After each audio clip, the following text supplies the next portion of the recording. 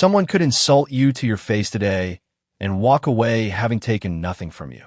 Not your peace, not your composure, not a single hour of your night. The Stoics discovered this 2,000 years ago, and it is the closest thing to invulnerability a human being can own. Almost everything that hurts you shares one hidden cause. You're trying to control something that was never yours to control. The slave philosopher Epictetus opened his entire teaching with a single line that, if you truly absorb it, ends most of your suffering for good. Picture your entire life divided into two kingdoms.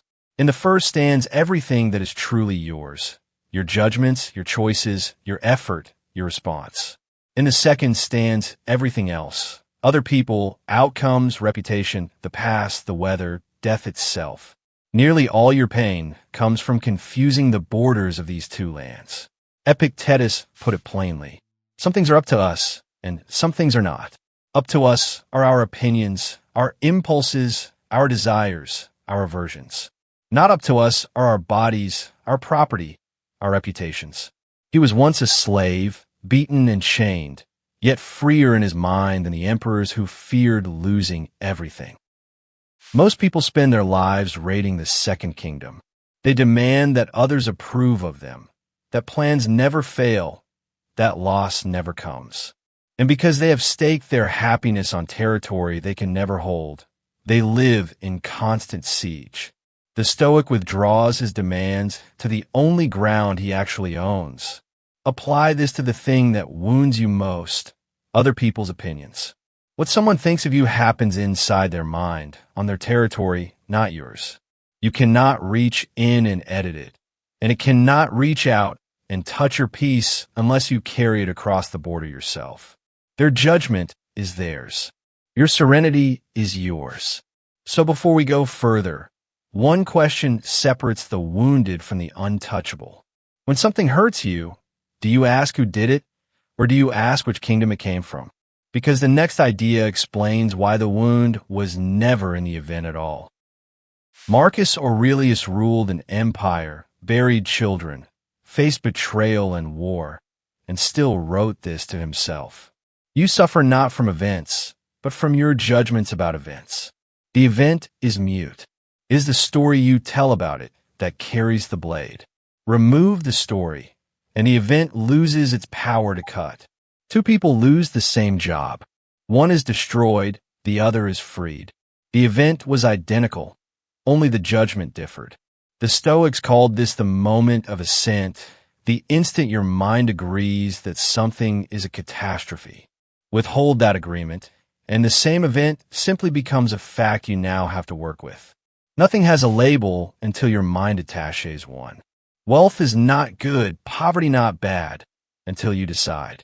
Even pain, the Stoics argued, is only unbearable when you add the verdict that it should not be happening.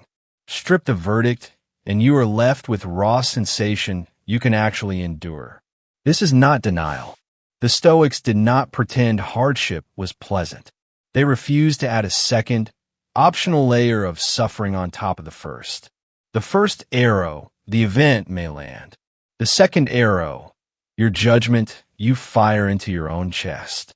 Their entire discipline is about never loosing that second arrow.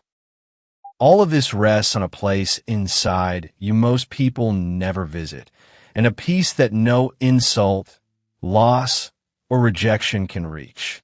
Before we name the daily practice, sit with where exactly that peace is hiding.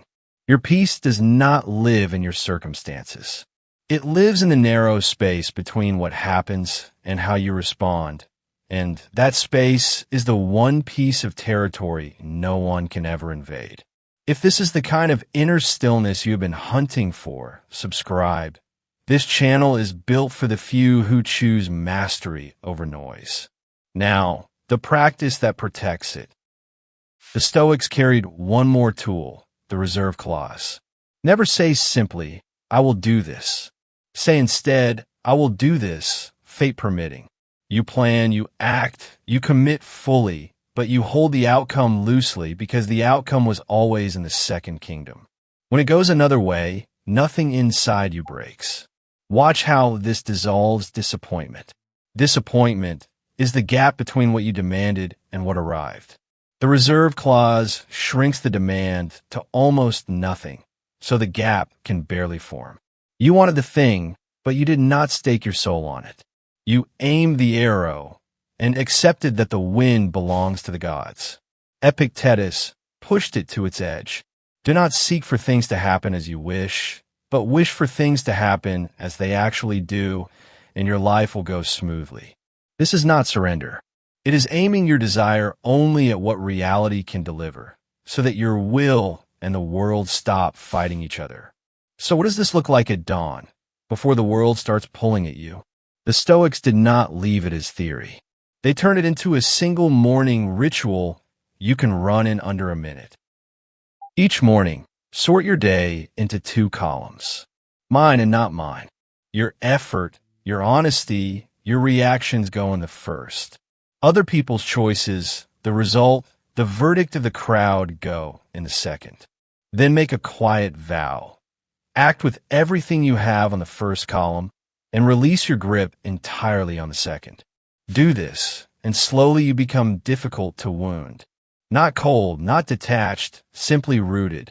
Insults arrive and find nothing to grip. Loss comes and meets a person who already releases claim. You stop being at the mercy of every passing opinion and start standing on the one ground that is permanently, undeniably yours. Sorting your world is the foundation, but a foundation is only the beginning of a structure. The Stoics built something on top of it, a fortress of the mind so complete that an emperor who could lose everything became inwardly impossible to conquer. If this resonates with you, subscribe and stay for the next one, where we walk straight into that fortress. We will trace how Marcus Aurelius built his inner citadel, the daily practices that made betrayal and chaos slide off an emperor so that nothing outside